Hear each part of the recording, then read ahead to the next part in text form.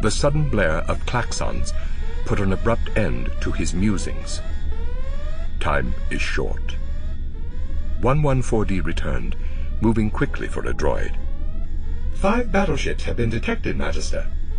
Ahead of schedule. Perhaps your enemies received intelligence that their attack plan had been compromised. A sound speculation, 4D. Is the ship ready? Standing by, Magister. After a final look around, Plagueis hurried out the gaping door that led to the courtyard, where the sleek starship, designed by Rugus Gnome and built by Wraith Sinar, was waiting. Styled loosely after a courier ship that had been commonplace during the ancient Sith Empire, the Infiltrator still looked as if it had flown out of the past. Just under 30 meters in length, and shaped like a throwing dart, it had 2 short wings where fletching feathers might have been, jutting from a round command module and ending in curved radiator fins that enclosed the module parenthetically when deployed. But what made the ship unique was a Stygium crystal-powered cloaking array that occupied much of the long, tapered prow of the fuselage. As Plagueis entered the cockpit, 114D abandoned the single pilot's chair for one of the seats that lined the aft circumference of the module. Systems are enabled, Magister. Folding himself into the swivel chair, Plagueis secured the harness, clamped his hands on the yoke, and raised the ship, which spiraled as it climbed above the towering walls of the old fort before rocketing into Sojourn's opaque sky, invisible to any scanners that might be aimed downside. Already, the first energy beams from the enemy flotilla were streaking into the Greel forests, hurling vegetation and igniting firestorms. Another extinction for some of the creatures that had been cloned exclusively for the moon, Plagueis thought. A second onslaught of laser beams struck the tower where he had passed so many hours in contemplation, toppling it into the courtyard. Outside the Infiltrator, the air was growing hot and jolting winds were being whipped up by what had been unleashed from above. Far to starboard, starlight glinted off an attack ship that was racing toward the surface. Ground-based turbolaser batteries began to answer with reciprocating fire, making it appear as if the sky were at war with itself. At the edge of space, short-lived explosions blossomed as the shields of targeted ships were overwhelmed. But others broke through the barrages, their weapons reducing swaths of forest to ash and blowing huge chunks of rock from the escarpment. The ground shook, and great columns of smoke poured upward.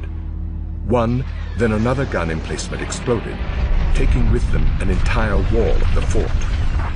Plagueis studied the cockpit displays as the Infiltrator continued to gain elevation and velocity, racing through smoke and fleeing clouds. Rendezvous coordinates are already programmed into the navicomputer, 114D said from behind him. The comm frequency is also preset. Plagueis swung to the navicomputer as concussions rocked the ship.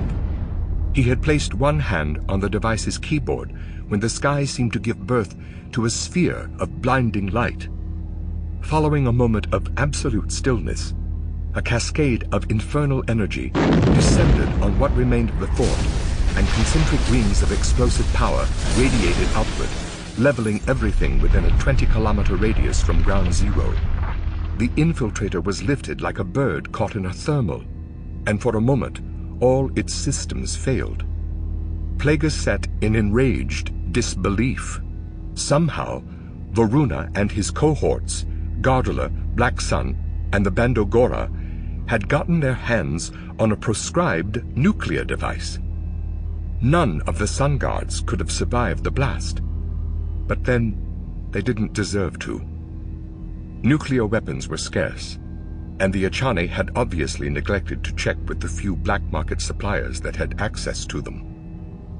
A pillar of roiling fire and smoke was clawing into the sky, fanning out in the thinning atmosphere to become a mushroom-shaped cloud. The Greel forests were blackened wastelands. The fort was slagged and turned to glass. Deeply moved, Plagueis realized that he hadn't experienced such powerful emotions since he had bid goodbye to Magito so many decades earlier and placed himself in the care of Darth Tenebrous. Adhering to course, the infiltrator rose out of the turmoil. Stars winked into visibility, and the fleet ship was suddenly free of the moon's gravity and pulled into the powerful embrace of Sojourn's parent. No sooner had it entered the planet's night side than the comm board issued an urgent tone. Magister Damask, we find no trace of your ship on any of our scanners, but we trust that you're out there somewhere. Plagueis disabled the ship's cloaking device and swiveled to the board. Star Jewel, this is Damask. Your scanners should be able to find us now. Affirmative, Magister Damask. You are clear to proceed to Docking Bay 4. A space cruiser of gargantuan size and ostentatious design could be seen hanging in the middle distance. Shaped like an arrowhead, the vessel was heavily armed and large enough to accommodate half a dozen starfighters. While Plagueis was maneuvering toward it, the comboard's enunciators were rattled by a resonant laugh. I hope to persuade you one day to share the secret of your invisible ship, Magister Damask. I appreciate your punctuality, Jabba Disiligic Dior, as I do the advanced intelligence that allowed me to avoid being atomized. Thus our lasting partnership solidified, Magister. What is our destination? Coruscant, but I've one more favor to ask before we arrive. Simply state it, and it will be done. Then arrange for communications with Naboo. King Veruna needs to be informed of what he has brought down on himself and his confederates. Jabba guffawed again. It will be my pleasure.